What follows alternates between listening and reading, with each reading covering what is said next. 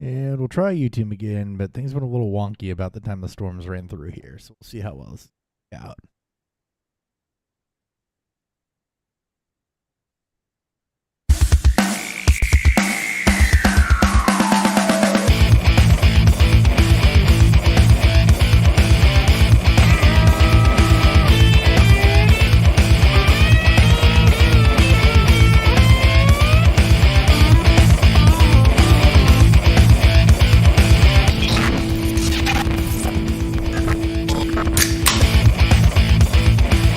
Welcome to Beerfield, where combined we are a third of the way prepared for this show.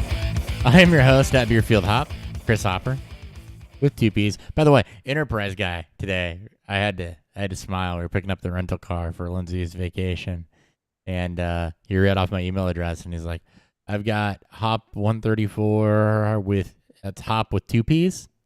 Oh, And I'm like, "Oh, he did it. He did the thing." He did the thing. He said the thing. He's an underground listener. He just doesn't want to tell you. Yeah, That's right. It's like I've been Long a time fan listener, since. first time caller. he's one of the 40. right. One of the 40. At Ryan Miner, F_FFB, at Beerfield Theory. We are going to talk news and wrap up our pre-draft coverage talking rookie wide receivers. Now, here's the thing with the rookie wide receivers. I've done no homework on them other than kind of what's been reported, so I'll be figuring it out on the fly. I shouldn't say no homework. I've just not done the same normal deep dive. We got away from me, guys. Life happened. Dan has numbers and has watched a tidbit of film, but the numbers are not updated since Redraft. redraft. Or since pre-combine. Okay. Yeah. So we're slacking a little bit. We're figuring this one out on the fly. It's our last pre-NFL draft show ever, and we are going out with a whimper. That's all good. All good. All right. Before we do that, we're drinking stuff, and boy, do I got a surprise for you guys. What's fueling Beerfield?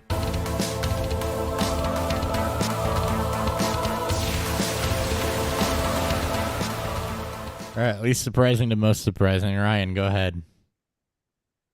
You want to take a guess? No. Okay. Shorts IPA. It is not. It is actually Eastern Market Brewing Company's Elephant Juice New England style IPA. Oh, there you go. Ooh, it's pretty can. Yeah, my wife picked it up for me I today. like that She was can. like, I was like, hey, can you pick me up a beer? She goes, yeah, what kind? I go, something you've never seen me have in my hand. There you go. Good call. She could have handed you a Pilsner, too, but She could have. Yeah, Yeah, that's but fine. she knows Yeah. me. She likes. She's just all any about of can them. art. Just any of them. She's all about can art. So yeah, so I was Sweet. like, oh, cool. I like the Well, can. You got a good eye for can Yes. art. Not so much. Never mind. I won't insult you. Yeah, she does. No, that's all right. Dan. I'm used to it. I'm going out of the country, Ooh. out of the continent. We're going old world. I got Delirium's Oh my god. Nocturnum. Oh my god. Delirium is so good. Yeah, it's been a very so long time good. since I've had anything from Delirium, but Delirium is one of the oldest Belgian breweries ever. I think 16 something. I want to say 1654, I believe. Wow. Yeah. It's Tom so- Brady's first year in the league. Yeah. Yeah. But yeah, so Nocturnum is their Belgian dark Strong Ale. 9.5%. They He's love still to in my go heart. 8.5%. Yeah, they like to go heavy. And generally, most people like to think of European beers as a little bit less when it comes to alcohol percentage. Delirium and then in their whole series, it's these Schraub beers, they really bring the heat. So yeah. Gonna be good. All right. I'm not even ready for this. I am Oh, I was drinking. born ready. I am drinking sparkling ice, strawberry starburst flavored sparkling water. You sick? No, What I'm the not. fuck? I'm not sick. Okay. So here's the deal. I closed out my tab at Stubborn last night before I grabbed their sticky alt. I was gonna put their sticky alt on because it's a style Okay. that I know we've never had here. Closed out, didn't buy it. and then I decided to disc golf instead of go to the liquor store after my chiropractor appointment. So I did that, and then was going to run by Dean's, but Lindsay called me and said, hey, because I was in the rental, I don't have because we played musical keys, because of the rental car, she didn't have her key to get in the house. And her and Kai beat me home, but there were storms rolling in, so I was like, okay, I just got to get home. But I did have this, and honestly, these are new. So I figured we'd do something non-alcoholic. Don't worry. Alcohol will still make an appearance at some point for me on this show. But this is what I'm reviewing, because it's supposed to taste like a strawberry starburst, and sparkling water is very hit or miss, so we're going to see how that goes. For all you sparkling water fans out there. Love it. Told you you'd be surprised. Oh yeah, of course. I am starstruck. I'm kind of disappointed, actually. Like, it's almost like me drinking an IPA all the time. Except You never exact drinks. except the Yeah, it's exact the opposite. Dan has seen me through COVID and sickness and already being shit-faced drink alcohol on the show. Even when I shouldn't be. Diverticulitis flare-ups, like, even when I shouldn't be. So, there we go. More to come. All right, let's get into the news. We got some things to talk about. News.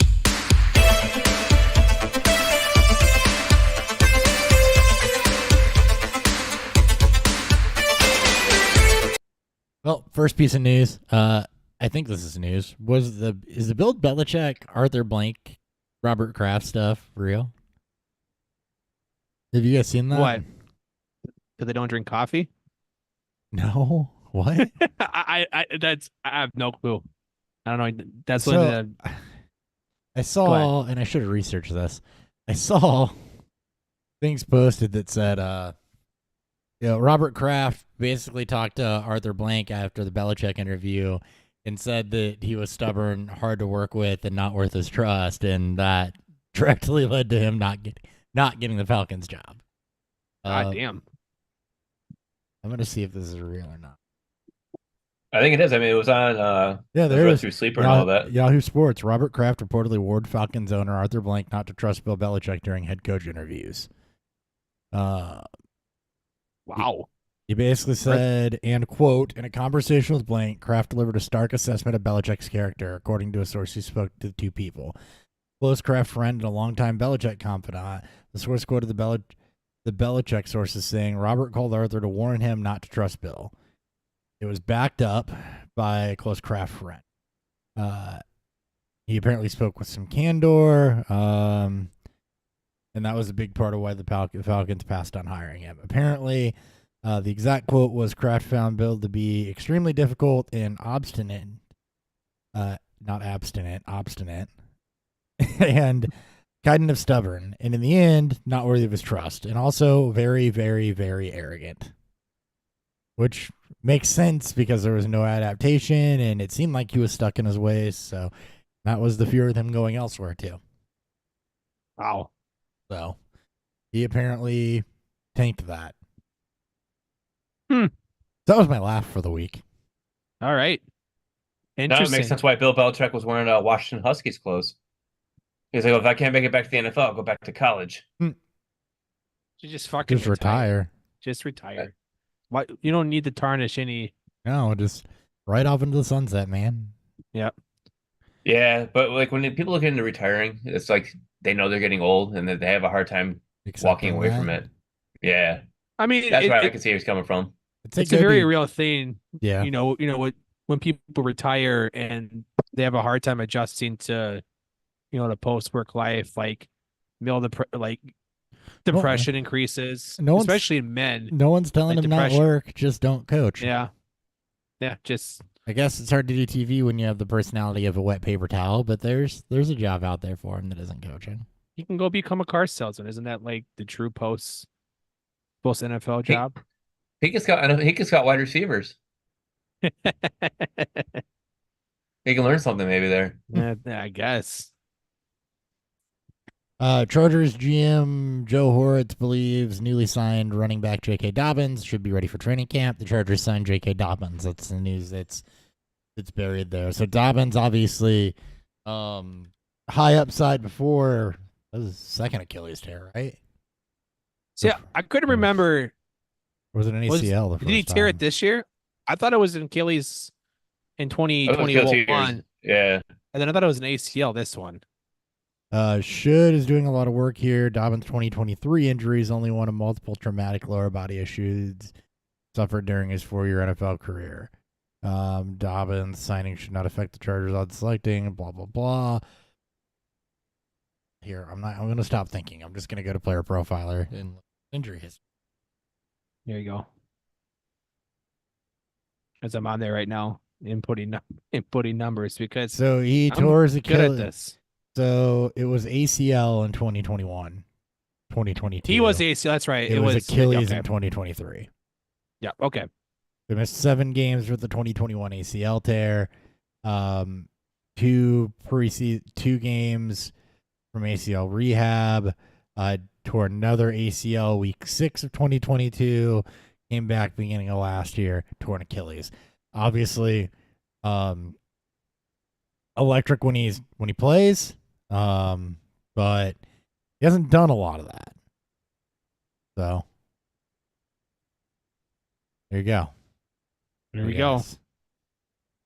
So Houston needs help, or not Houston, Los Angeles needs help. The landing spot should be a cheap lottery ticket.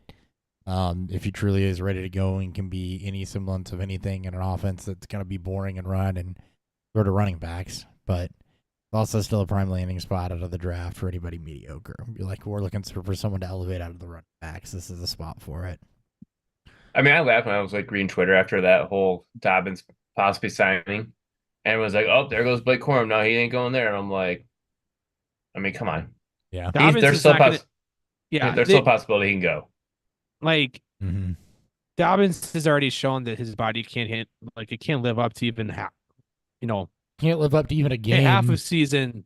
Yeah, like they have no depth there.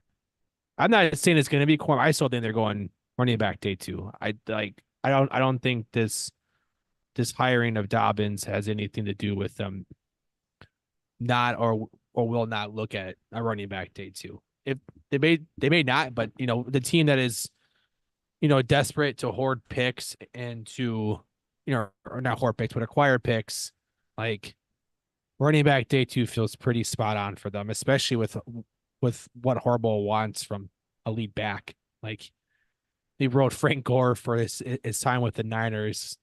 He rode Corum during his time with Michigan. Like he's not gonna.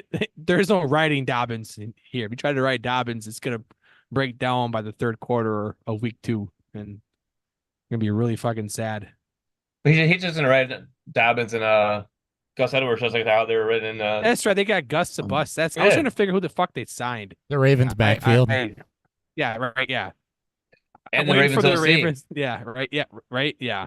So Oh my it's just goodness. gonna They're old. it's Yeah, just they're copy old and paste. OC. That's right. Yeah, Just the Ravens. it's just East Coast to West Coast. Jesus, things that make no sense. That's the offense you want to model your game after with Justin Herbert. Yeah, Dobbins was the one that hit that bridge anyways in Baltimore. That's why it freaking collapsed. Yo.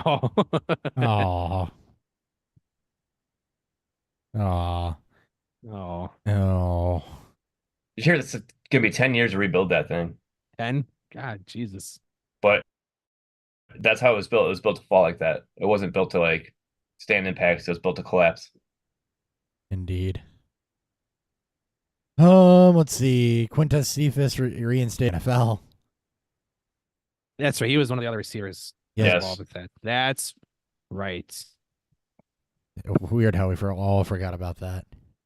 Yeah. He was a Wisconsin receiver, right? That everyone thought was like, oh my god. Or it was either Wisconsin or Nebraska. There was no, oh my God. He was Wisconsin. Was it Wisconsin? I think it was, yeah, it was, I mean, it was a Big Ten school. It was Wisconsin, but yeah, it was, But people were thinking he was gonna go higher than he was in the draft, and he didn't. he's just big. Right. I mean, Yeah.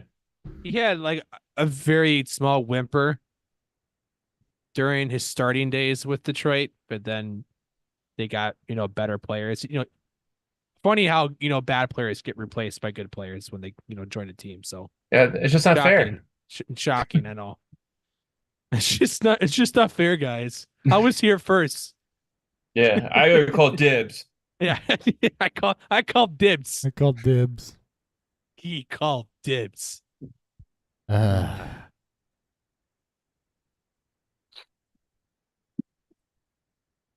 Waller, I thought he was going to retire. Apparently that's not true. He's still working on it. Trying to figure that one out, I guess. Nick Chubb started running last week. He's not out of the woods, but that's good news. After the big knee injury week 2 it was early in the season, is out of the possibility that he could be back by training camp running as the first step for a running back. Generally how that works. Cutting is going to be cutting is what you're really watching for. That means the return's imminent when he starts cutting. Yep. But straight line running, okay. I think that's about it. I don't think. Was there anything else? I don't think there was anything else. Just a lot of rumors about trade ups and trade downs and trade backs and people. We are truly in the smoke. Yeah, the smoke screen. The teams that are trying last ditch efforts to tank a player's stock or to kind of manipulate markets in a way, like the Giants today. A lot of posturing right now. It's posturing season. Slayton not showing up for workouts and people not unfollowing people on teams on Twitter and Brandon Ayuk. Oh man, it's posturing. The agent having to come out. The Steeler rumblings. Like, oh, he's gonna go to the Steelers. Yeah. Okay. Per source says, I have a source.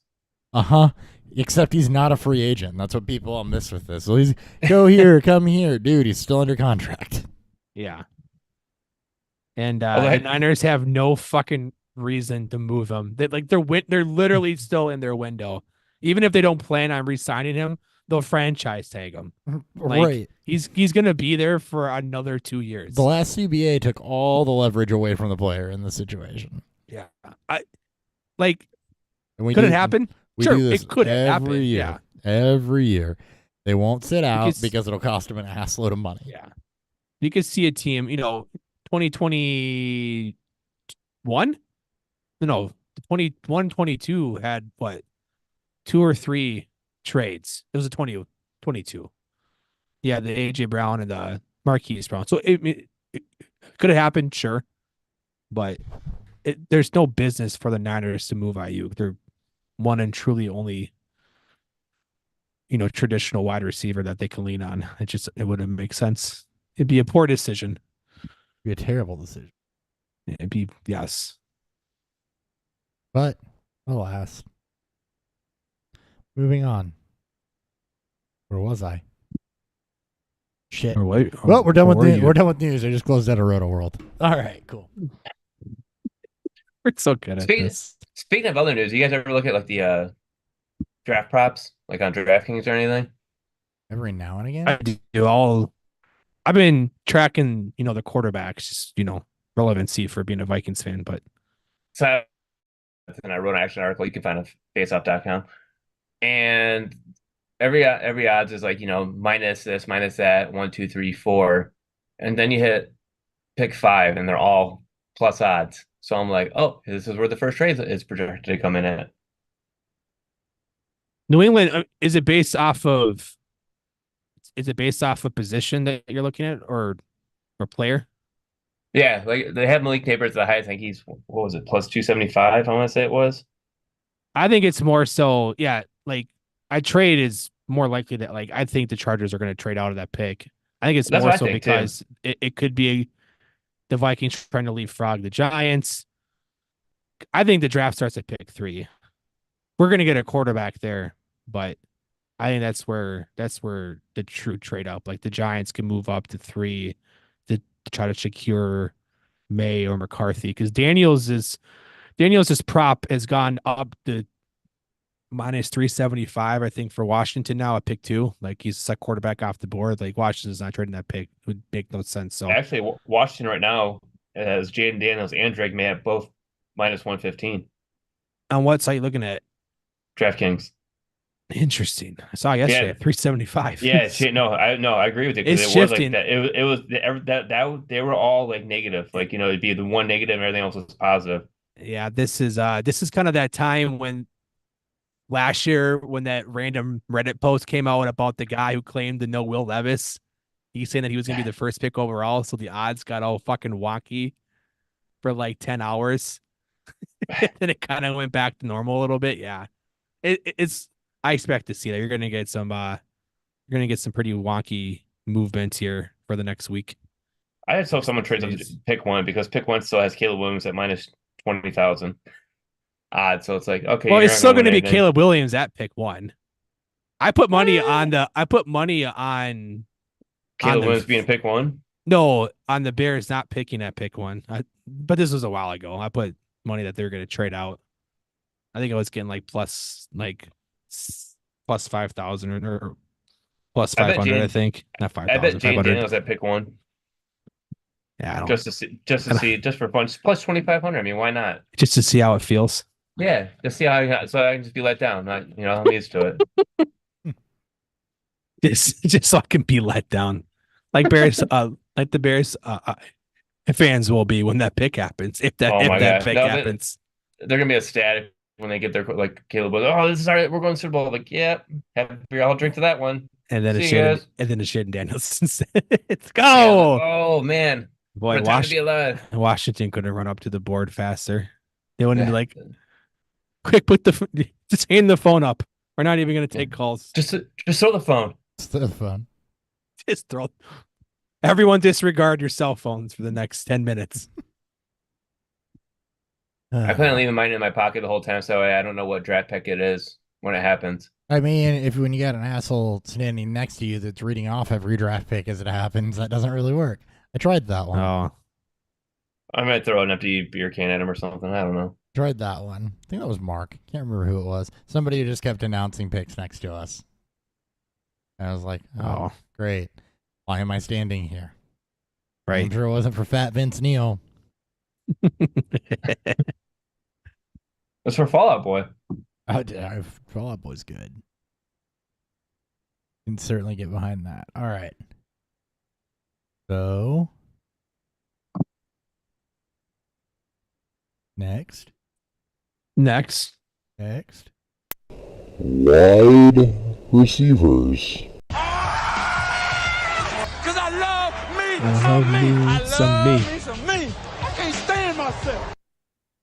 I can't stand myself. Can't stand myself. All right. So Classic. I've done like no work on any of this. First and foremost.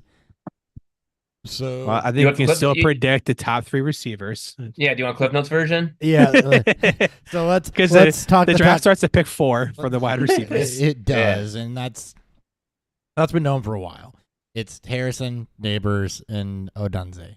In that Odunze? Odunze. Romanunze. In that order? Or For most people, right? Yeah, Yeah. for most people, it's Harrison Neighbor. It is for me. Some people will have Neighbors in their tier below. I have them all 3 in the same tier. I haven't seen anybody get bold enough to put Odunze 1, but I'm sure they're out there. The Neighbor is at 1. It's been there for a good while, especially after he completely crushed his pro day. Yeah, I think I'll put Neighbors at 1. I'll be the odd one out here.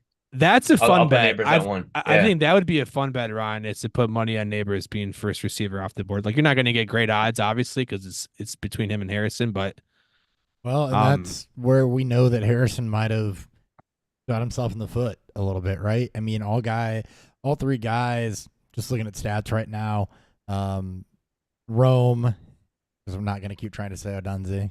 Odunze. Odunze. See, I'm not just going to say Gesundheit. Rome did have the bigger final season, 13 touchdowns, 1,600 yards, just slightly over Neighbors by about 100 yards. But Harrison's done a similar thing 2 years in a row. Harrison obviously didn't test it anything. So, that kind of left him open to being potentially passed up. And Dan, you mentioned that Neighbors killed his pro day. Looking at those numbers, best comparable ended up being Jamar Chase. Burst score 98th percentile, 91st percentile 40, 84th percentile size adjusted speed. Didn't do agility drills, but checked all the boxes there, obviously. We To know, say the least, yeah. yeah. Yeah. We know that Rome got a big boost from probably one of the best ways to predict success, route running ability in the NFL. And his route success, when Matt Harmon did that for him, he got a giant boost off of that. So, and Harrison's just been, that's the difference, right? By Harrison essentially doing nothing, it's allowed Neighbors and Rome to pull themselves, I think, closer in the draft process. So yeah. It's always been close for me though. I think a lot of people will look at Rome because he's a senior, or maybe redshirt junior. Yeah, you're right. Yep. He's You senior. know, But It's he always probably- young. they may say, well, he's not an early declared, blah blah this, blah blah that, but he's going to go top 10. He's got he had 1,200 yards and 14 touchdowns after his sophomore season. He could have been an early Yeah. declare. he But but with the NIL deals going out now, these Yeah. guys are just staying longer. Yeah. You know, There's- that's what's killing the whole like, oh, he's a senior. It's like, well, he's a senior wait, because that was- he's getting paid. That was Harrison's line. Rome still plays, right? 7 touchdowns and 1,100 yards after his sophomore season. So he's Yeah. still He coulda he's still came very out. good. He's going to Oh, go. yeah. Yeah, he still, he would be top 10. He should have came out. He's a dog. This is a very difficult class to try to separate himself, but the fact that he's able to put himself as what will likely be a top 10 pick. That's why with Harrison's case, even if you see Neighbors go before you, you're still going top 5. You're going pick 4, pick 5 could both be wide receivers. Yes. At 6 could still be, Neighbors at 6. Like he's not losing money. Like, just like with Caleb not doing anything, like Harrison's fate was already sealed. And the only way that it changes is if he gets hurt or he looks bad. Like he goes to Corey Davis. Like he's going to Corey Davis route at the very least, where there's no reason for him to do anything, because it could end up hurting his stock if something were to happen. So, I mean, Neighbors stock keeps going up because I put a bet on him being the first time QB selected back in the end of February, and that was plus 750. nice. And now it's up to plus 350. Yeah. It's it's going to be a very, very fun to watch, to see how the wide receivers fall, to see how these three Actually, no. shape up. Did they all just they all have the perfect fucking profile to dominate, because they're all, flanker plus yak, like dominant yak guys, are great, just, large catch radiuses and just, fantastic body control, route running, just their ability to win just fits what the NFL is going for nowadays. That it's hard, it truly is hard for me to see them not hit their best outside of the offense or the scheme that's controlling that. Like the Giants will be a tough pill to swallow, but they're going to get so many targets fed to them that I don't think that'd be too much of an issue. It's just these guys feel like they're truly our landing spot, or they're not landing spot dependent at all, for them being at least a wide receiver 2 within the first couple of years of their career. And Marvin Harrison Jr. kind of reminds me of another Ohio State wide receiver. Same exact type of trajectory, same, kind of injury bug. JSN. We look at him and it's like they just roll people out like it's nothing between Garrett and Olave.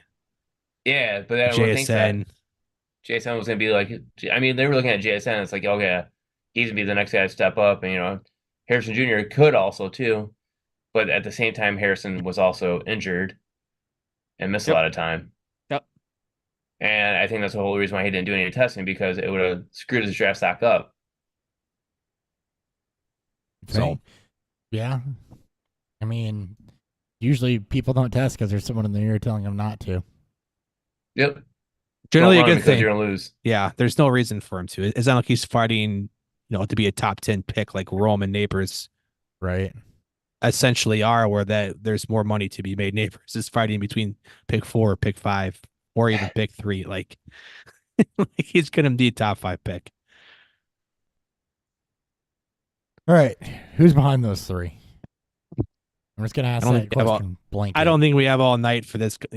Like, if you go through people's mocks, especially all like the main, the media, the mainstays in the media, as you go through all the mocks, wide receiver 4 is just different across the board between Xavier Worthy, Adonai Mitchell, Troy Franklin, seeing Ladd McConkey jump up in there. It's insane. It's almost like a pick your poison. Troy's stock kind of got hurt after his combine performance. And then obviously Worthy and Mitchell got a big They're neck bump, and neck with each especially other. Worthy. Yeah, especially with Worthy after his record breaking 40 time. A lot of double counting probably from people too. It's just I don't know. Like, I want to put Worthy there, but when you run, like, I feel like when you get a wide receiver or a player that runs at that speed, they're immediately gonna get, typecast because of what they can provide for an actual NFL team. Like, you can't just look at this from a fancy standpoint. They're so dominant with what they can do and how well they can operate in that third level of the field that it's hard for a team to just look off of that because of just of that game breaking speed. And then seeing some of the reports, seeing some things from other film people, point out that both Mitchell and Worthy kind of took off plays or didn't run at full speed. I shouldn't take off plays, but didn't run at full speed because Quinn Ewers is fucking terrible. And how they should have both been more productive this year if they had a better quarterback situation. Good luck trying to figure that out. Because the Adonai Mitchell Worthy call it's a hard one. It's like a coin flip.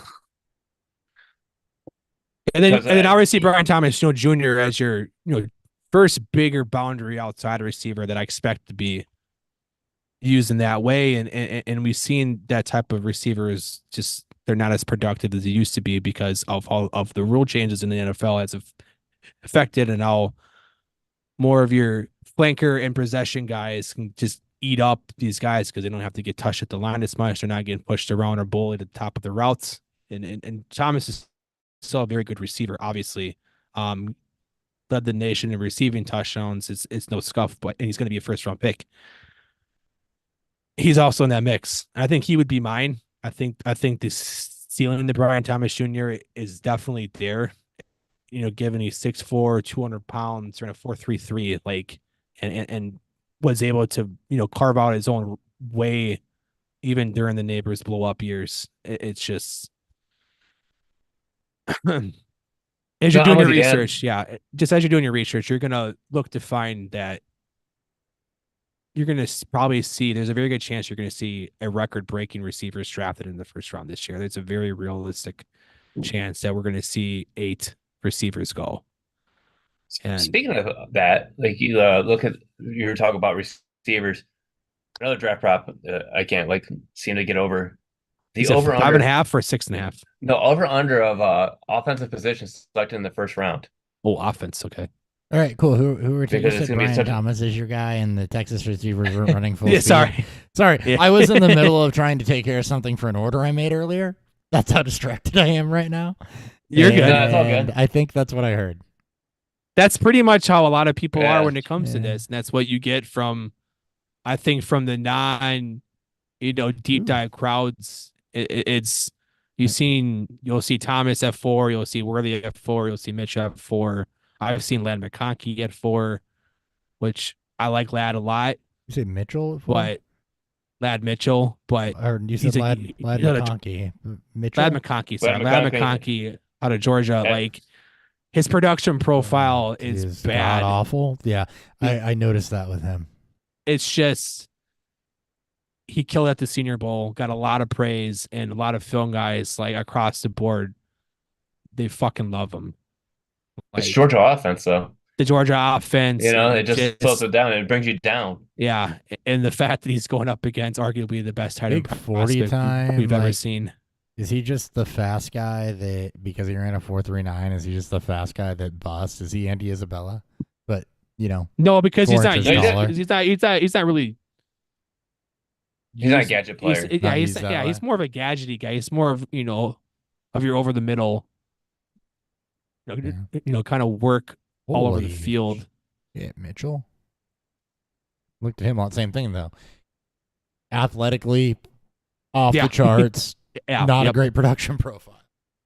And that's just, and he came over from Georgia too. Yeah. He transferred to Texas from there a couple seasons ago.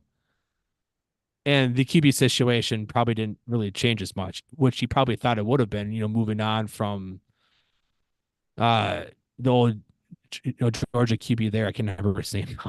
I think he's older Spencer than us. Bennett. Spencer Bennett. Yeah. He probably is older than us. Moving from Bennett, to Quinn Ewers has not been as fruitful. And obviously Worthy has gotten more of the noise from breaking the record. Anyone else? Y'all wanna? I think that's your receiver? tier. I think that's your tier, right? Yeah. I think you have that 4 to 5 person tier. All 5 players, all 4 players could easily get first round draft capital. Which is going to change up a lot of people's ways. Obviously, landing spot's going to be massive because these guys like Buffalo, Kansas City, Jacksonville, even there's a lot of So Worthy, McConkey, Mitchell, Thomas are the ones that you're calling out there when you say all 4. Those would be in my Yeah. next tier of guys, and they're gonna that's really gonna be. It's not. It won't be draft capital more so because I expect them all to be about the same ish range. Well, landing spot for sure though. All right. Anyone else you want to call out on the good side of things? Ricky Pearsall. Fuck yeah. Ricky Pearsall? Yeah. Same wide receiver out of athleticism as Florida. Garrett Wilson, and just the only knock, the big knock about him is it's going to be he produced late Yeah. because he moved around and he played in offenses that just weren't good. But Ryan, this is your guy. I'm sorry, I didn't mean to jump ahead of you. No, that's fine. I'm used to it. I was kidding. I I mean, again, another guy, just these receivers are absolutely killing it athletically. I'm looking at Xavier Leggett as well. Just they kill it Xavier Leggett, he's athletically. the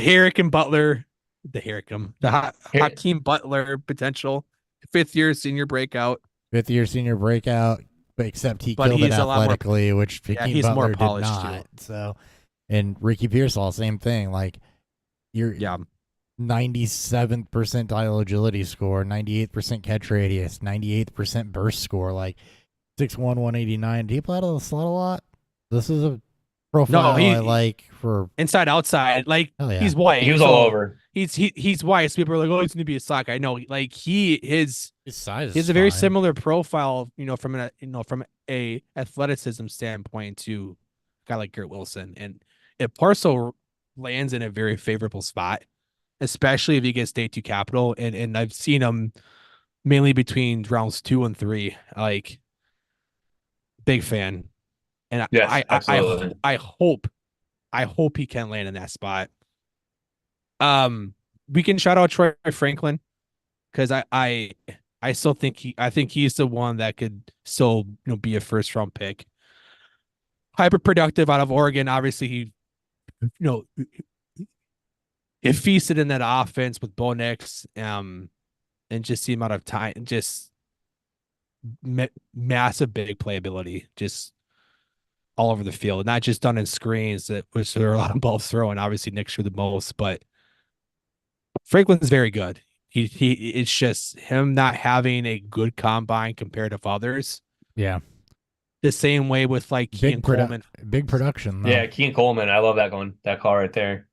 Coleman also tanked his stock, but the guy who had a horrible athletic numbers had the fastest gauntlet through the gauntlet. And he looked fucking like Coleman. Coleman looked so fucking smooth running that gauntlet drill, and it was, and people will measure the the speed that they go through it, and he was the fastest.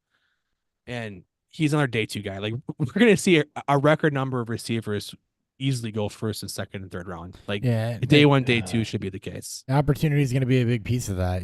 For Coleman, it looks like That his too. best comparable lands at Allen Robinson, but you don't have an athletic profile or really a productivity profile that's that great. High dominator rating. That's really the only one that jumps out to me. I don't But particularly like him because I don't like good that size. profile. I don't either. He's got great size. He's got like Roy Franklin at least didn't miss on everything. Like, it's not knock your socks off like everyone else is, but it's still generally Yeah. fine on his athletic profile, and he had a big final season.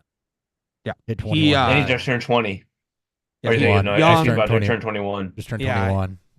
Sorry. again, favorable landing spot. You're gonna see his name like float up and down. It's the tier 2, tier 3, or I guess maybe tier 2A and tier 2B. Like that's where you're gonna see a lot of your late rounds and high second round picks will go to with these guys, especially in your super flex leagues. Yep. You really try to navigate the line field. Like I would personally pass on Keon Coleman. I am not as I still like Franklin. It's tough when you are at a job interview and you don't show up the way that you needed to, and your other people trying to take that job does. It's just it's going to push you down, and that's just going to end up being the case. Yeah. But he's still a very good receiver. It's just unfortunately someone's got to be a loser through this, and him and Coleman were your 2 biggest ones. At least from the combine wise. Who's your most overhyped right now? You guys hang around on X, and who's Most overhyped. is it? Lad Most McConkey? overhyped. Is it Lad McConkey? No, because I do like Lad. Like he's like Yeah.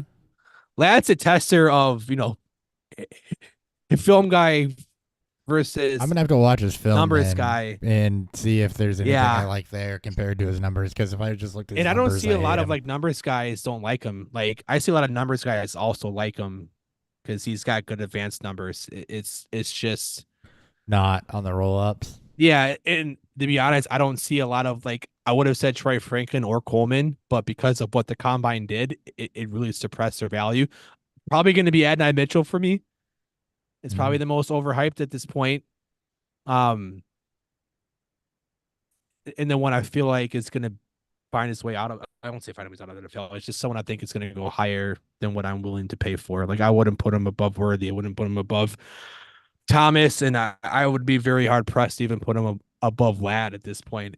And then, Parcel, if he lands in a very favorable spot, it's just, that's how good this draft class is that even getting first round DC may not, save you. And I don't dislike both Texas receivers. I didn't buy into the hype as much as others did. And I'm going with another receiver. I'm going to Washington wide receiver, though. I'm going Jalen Polk. Polk, do his name. That's probably a good one. He's and that's all mock draft too, because man, he's getting first round buzz, and I'm with you, Ryan. I don't. He's I getting don't first see round him and at second all. round buzz, and I'm like, I can see I him don't go know. on day 2 easy. I can see him go round 2. He was still productive. Productive that's where senior everyone's gonna reach season. on him. There's a couple guys at that profile with a productive senior season. 6'2", 190 is okay size.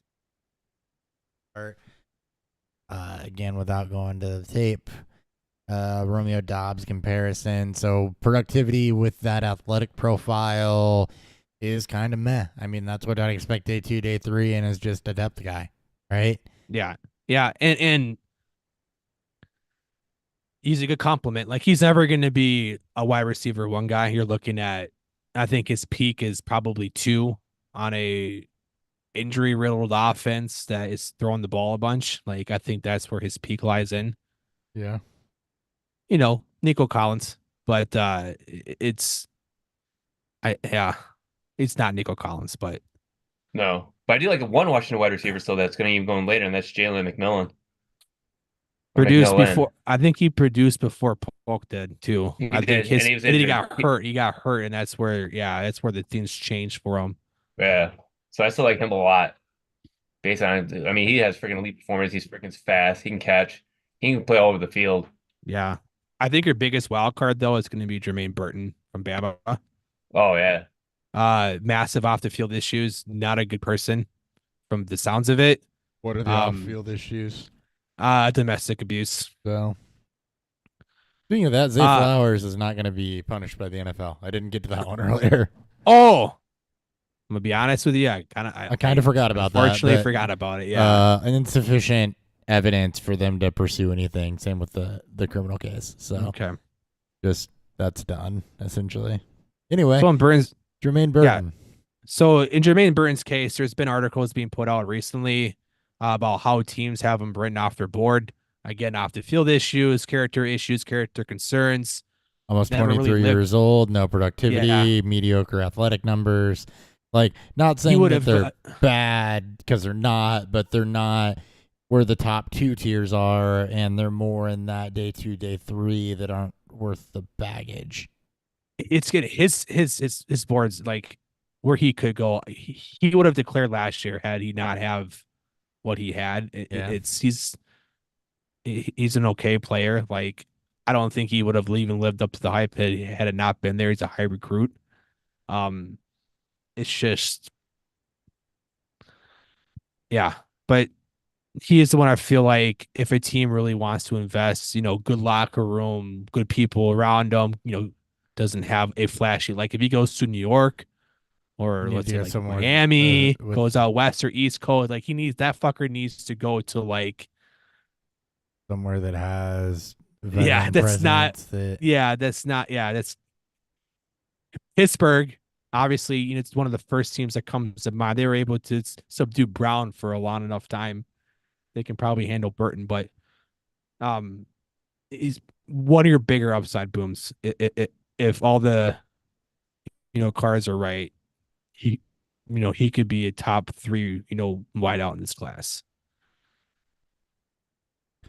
And then your Deebo Samuel, if you want your quote unquote Deebo Samuel guy, Malachi Corley from Western Kentucky, bigger body, productive on a bad team, a lot of running yards, receiving yards.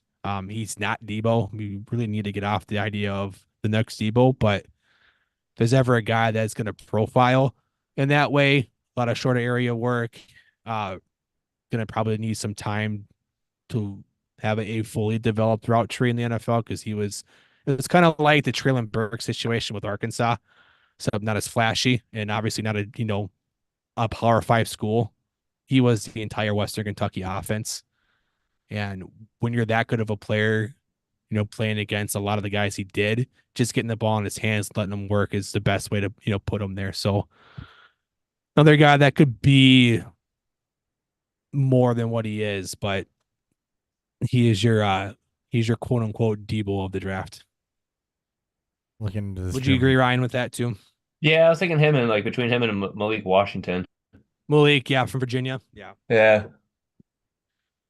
It's hyper. I think he was I think he was the Virginia offense too. Like he's a high dom rating and I haven't really dove much into him, but also he can get heavy. He's like when he takes off the line, he takes off. He's like full gone. He's ready to go.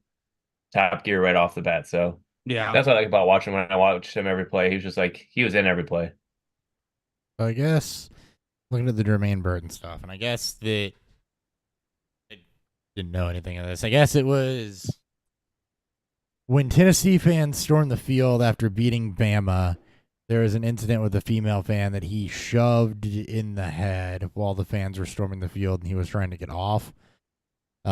Basically said it was a mistake. I admit to making a mistake. I can't let that define me as a person or a player. But I think the bigger thing is that there's been at least 2 reports I've seen that are just, he was at 6 schools in 8 years, and was Yep. on the shit list of Georgia and Bama coaches. So some maturity things there. So I think somebody does take a flyer on that.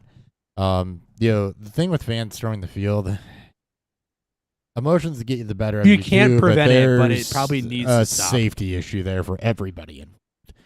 So Absolutely. not justifying what he did, but that to me is a little different than roughing than an at-home domestic violence situation, a DV situation with your significant other, some of the other shit that we've seen.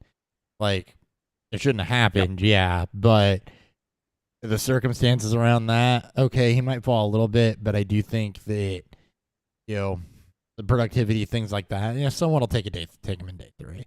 He's not going to go undrafted. Somebody's going to take a day 3. If he goes undrafted, he said, I think if he can go high day 3, I think so. I think a lot of people will be bought back in. And I think again, like he could go it reminds me of what with the like Eagles, with the comp picks in round 3. Like he could could go high. Like he could be a back end of the 3rd round pick. Like, and it's and not it wouldn't the same surprise me. caliber of player, but kind of like the Eagles did last year with Jalen Carter and all his off-field issues, and you put him around a group of vets and just trust them to police that type of that's thing. fair. And That's fair. They did. So, Ryan, what are your thoughts on Roman Wilson? I haven't seen his name pop up as of recently, but he was up there in the early offseason as being a lot of people's sleeper, and I'm seeing round 2 mocks with him all over the place. Is that something you agree with? Yeah, just because the way he plays, like he plays a lot bigger than his size is, and one of the best things he can play is basically 5 to 7 yards, run a slant, and basically take off, try to use his top speed. You won't find him on the outside. If you do, it's like a 50-50 chance he'll catch it, but he'll put his body out there. He tends to have like the Mike Williams like type of plays. And then what I mean by that is like you think he's gonna be injured, but he doesn't get injured, unlike Mike Williams when he does it. I'm like, oh, that looks like an injury. I'm like, oh nope, he got up. Okay. Here we go. He does work the middle pretty well. Like he played like he was McCarthy's number 1 guy, and McCarthy's like favorite area of the field to throw to was middle of the field, which is 5 to 7 yards like out. him. Yeah. Well, yeah. A little further out, but yeah, most times. But Roman would stick out, and obviously playing in a less than productive receiving offense and passing offense, his numbers aren't going to jump off the board. But Roman's always the first read. Yeah. Roman's one of those guys. Like Roman's one of those guys. Like if Lad gets too much hype, I will go with the other unproductive. Not unproductive. Their fault. The production's not somewhat there. Athletic Receiver. Yeah. It won't. It won't be Mitchell. From Texas. Yeah. Looking at our lads again, back to the Burton thing. I think the teams that would make sense on that, just because I had to complete my thought loop there, that have the strong veterans and kind of need people. The Eagles, not so much, but they do have a strong veteran roster. The Bears have a strong veteran receiver room with DJ Moore and Keenan Allen there. And we know that they could use some depth, especially with Keenan Allen being older, maybe some developmental depth. Not calling for that as a fan necessarily, but just looking at places that people under Mike Tomlin in Pittsburgh comes to mind. You get the idea. Tampa Bay with Mike Evans and Godwin there, just places that have strong veteran presences and strong coaching presences. We can see people like that be successful. I don't think a lot of people would I mean, obviously, like he's gonna have his haters just given everything that happened. Oh, for sure. And like he's not gonna be drafted high enough to where this is gonna become a big news. But I think a lot of teams are gonna be excited to take him, especially if he does end up going day 3. Yeah, and he ends up, in a spot where he can kind of let everything, quiet down. Again, if he's not going to a New York team, just let it breathe. Like he could even go to Buffalo, and I feel like he'd be fine because the team would embrace him. But it's just what happens of him, and then what he can do to kind of, make amends of the situation and keep quiet. He needs to become Joe Mixon. Yeah. and it's not to that degree because Mixon's was obviously pretty bad, but But far worse in terms of what we were able to see. you just keep your nose clean at the NFL and show that it was a stroke of college kid immaturity, and people forget. I even say Dallas would be like. Dallas. I say maybe stays away think from of the South. Dallas. Needs to stay away from the South. Get him out of the South. Put him up north somewhere. Or put him out west. Put him in the Get him- fucking cold. Put him away. Put him no, in but it's- Buffalo. Let's go to No, Buffalo, like- guys. And what I mean by that is just get him away from the area where he's at. I mean, if he's down in Alabama, you put him down there in like New Orleans or something. He's just going to get just as much trouble. If you Well, put- if Dallas you- is able to handle both Zeke and Dez. It sounds like the in this, Jerry Jones. But or they, something. unless but they I- haven't been able to handle Rasheed Rice. But unless I'm missing That's something, it. the Just only saying. I guess we don't know the extent of what pissed the coaches off, but the only other True. issue Very seems true. to be what happened on the field in Tennessee. Yeah. Why not put him in Arizona? Because you're looking for strong vets to help the work ethic and whatever pissed the coaches off. And who do you have in Arizona, particularly among the wide receiver No core, one. that's They're all going to young. help foster that or keep that in check? And that's why you don't, because there's nobody there to help check that. Like, that's a place you could put him in Arizona because of the opportunity, but he'll fail. Yeah. I don't think he'd fail. I think if you put him out there, get him away from everyone and everything, I think he'd be better off getting him a fresh restart.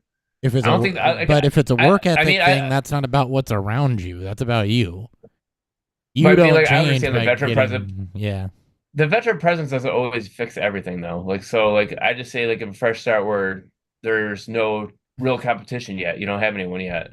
You I can thi- put Marvin yeah. Harrison out there. You got two young kids out there still. yeah. I just think that if he's pissing coaches off, that's got to be a work ethic thing, and that's you. That's all you. That's not your environment. That's you intrinsically, and somebody needs to get in your ear and knock that straight. They don't have the people to do that in Arizona. That's why I say I think he would fail, because if the ethic's not there, you're not going to adapt. You piss the NFL coaches off, they'll just cut your ass. They got no capital in you. If he It's goes, not all about what's this around conversation you. is going to be for mute if he goes mid to late day 3. Yeah, obviously, it is. If round 2 and there's a team that really wants to invest into making sure that he can keep his shit clean, which maybe he will. And I think he like will. I said, that's where I the think if he value in lands that in the lies right- in. I think if he lands in the right spot, he'll keep his shit clean and can adapt. But you hear rookies say it all the time, and it's an insight that we'll never have. You listen to any NFL podcast, they say it all the time. I had good vets. Good vets make the difference. I had good vets. Yeah, but it doesn't have to just be wide receiver. I mean, it could be running backs, it could be quarterbacks, it could be everyone else. It it is- could, but they literally It's basically don't. everything underneath their wing. Arizona just literally doesn't have really vets. James Conner. Yeah, big one to go underneath for him. So I don't. Yeah, I mean, if he goes there, he goes there, right? It's going to be a fresh room. They're going to at least go one receiver for sure, if not 2. You can put him out in Seattle.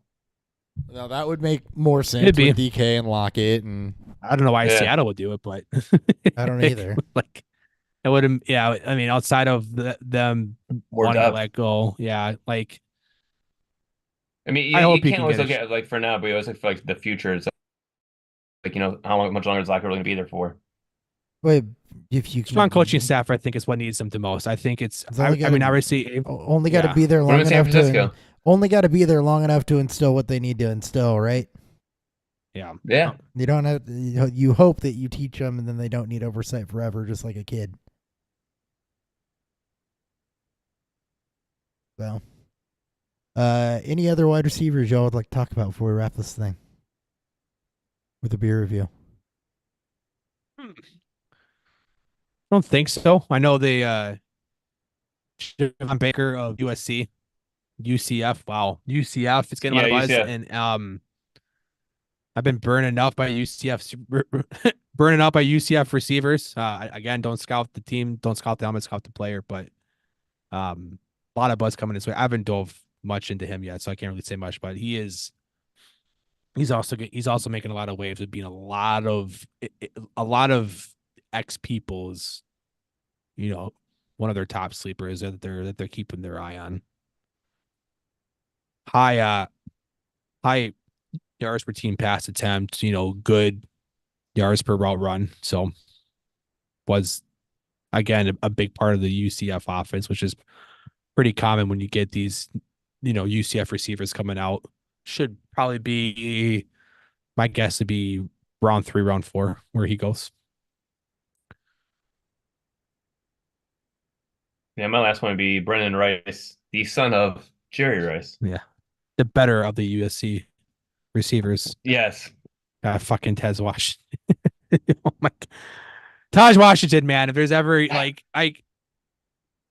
people will point to Caleb's final year and they'll say their shit, but man, his receivers, and this does include Rice in this, but Taj Washington, dude, oof. I mean, I look at so many of these Rough. receivers. I see, good possession, speed up, create deep, catch the deep ball, everything else you want. And it's like a majority of these receivers are like deep ball receivers that aren't like true alphas, but they can catch the ball. Well, I mean, they should But- in the NFL. That's point. Yeah, I mean, a lot of them are to be more backups than starters. Yeah. I mean, a lot of these guys aren't gonna obviously pan out the way that that we talk about, but a lot of aging receivers. We're still looking for the next big, and first we're looking for the next 2014. And they're saying this is going to be that draft. This could be it. Yeah, it's But a also, lot of, 2021 lot was of buzz. supposed to be a good quarterback draft class. So yeah. Yeah, how's that looking so far? Yeah. Yeah. Now I don't think Yeah. this will be that, but No, right. I yeah. Beer review.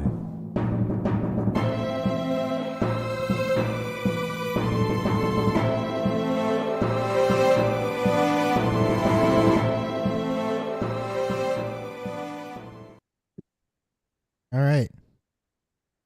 Dan, you want to start? Yeah. Again, Delirium's Nocturnum. This is a Belgium Strong Dark Ale, 8.5%. Drink a good amount of it, but obviously color based on light, it's gonna be a little hard to see. It's a very, very dark amber copper tone to it. A lot of malt, toffee, caramel, hints of chocolate.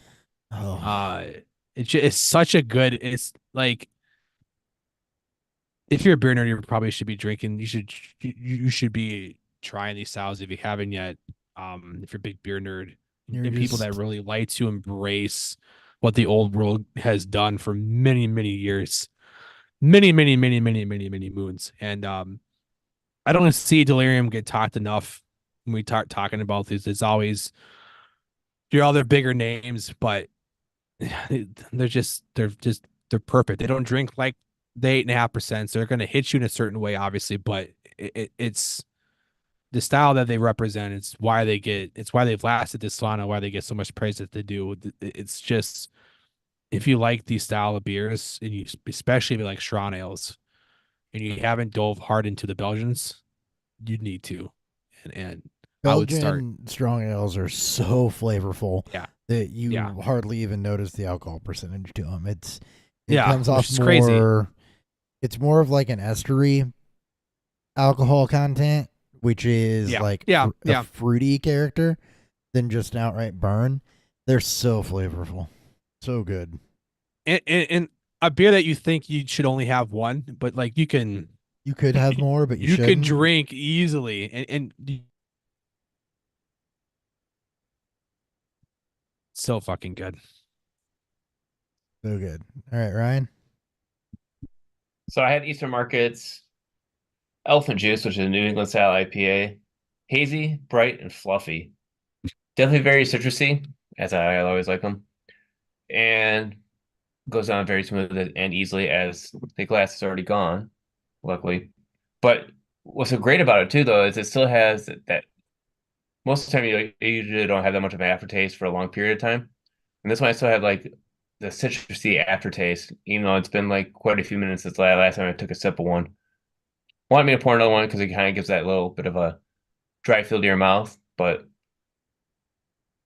definitely good.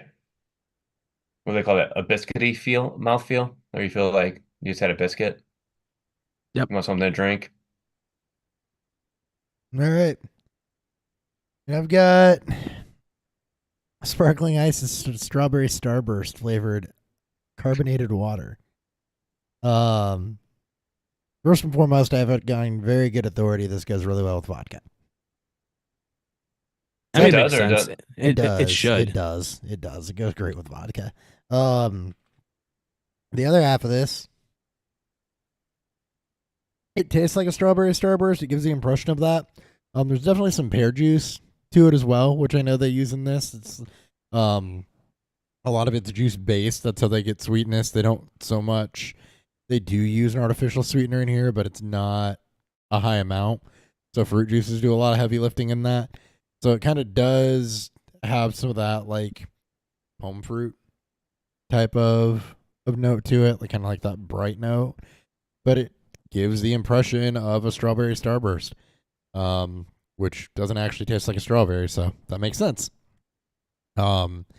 It's not overly sweet, carbonation, so it's refreshing, so it doesn't feel like you're drinking a soda, because it's not heavy or anything like that, but it's not bland like a lot of sparkling waters either. It doesn't just taste like somebody poured a little bit of strawberry into your sparkling water and that's it. It's definitely flavorful. It's not just kind of that impression of flavor there. It's full flavor. So really good stuff. Typically 10 for 10 on these guys. But I wanted to try it out. So there you go. I just did a full ass review on sparkling water. Proud of you. You're welcome. No minerality either. All right. And that's the show.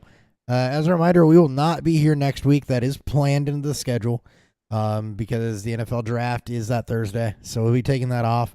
We'll be back the following week for a recap and then Ryan's last episode with the rookie draft after that.